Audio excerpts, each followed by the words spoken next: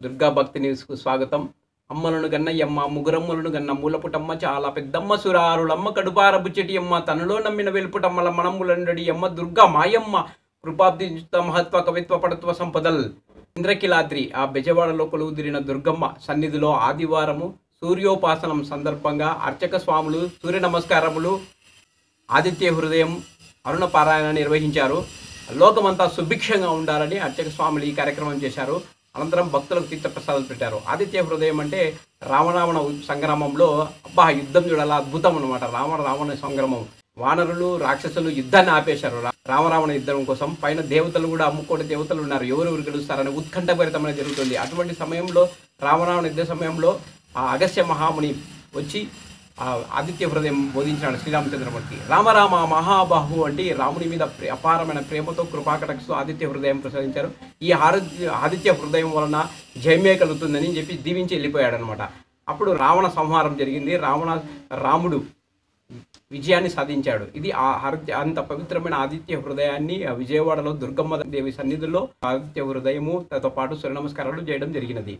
అలాగే మరోపక్క శ్రీకాళహస్తి అంటే ఆధ్యాత్మిక జిల్లా అయిన తిరుపతి జిల్లాలోని శ్రీకాళహస్తీశ్వరాల సన్నిధిలో ఆదివారాన్ని పెద్ద ఎత్తున భక్తులు పోటెత్తారు. పెద్ద ఎత్తున భక్తులు దర్శించుకొని స్వామిని తరించిపోయారు.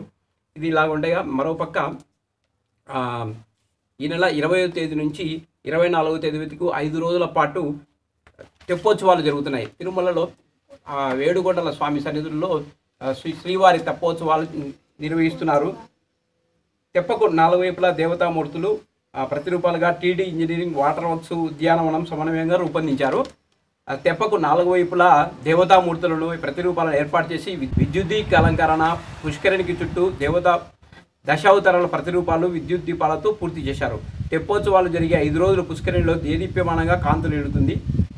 ఏడుగొండల శ్రీ వెంకటేశ్వర స్వామి ఉత్సవమూర్తులు శ్రీదేవి భూదేవి సమేత మలయప్ప స్వామి వేసవితాపం నుండి ఉపశమనం కోసం సాయం సంధ్యవేళ 5 రోజుల తెప్పలపై విహరించడం ఆనవాయితీ. ఈ నెల 20వ తేదీ నుండి 24వ తేదీ వరకు 5 రోజులు జరిగే తెప్పోత్సవాల్లో రోజుకో ఉత్సవమూర్తి అలంకరణలో స్వామివారు తెప్పలపై అధిరోహించి పుష్కరంలో విహరిస్తారు.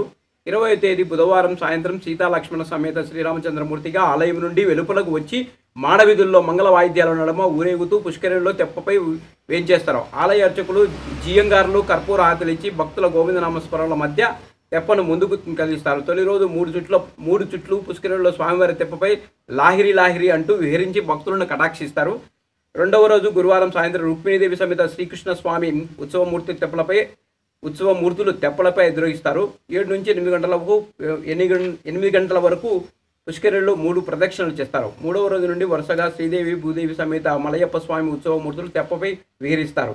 ఇలా ఈ కార్యక్రమాలను భక్తులు పెద్ద ఎత్తున తిలికించి తరిస్తుంటారు.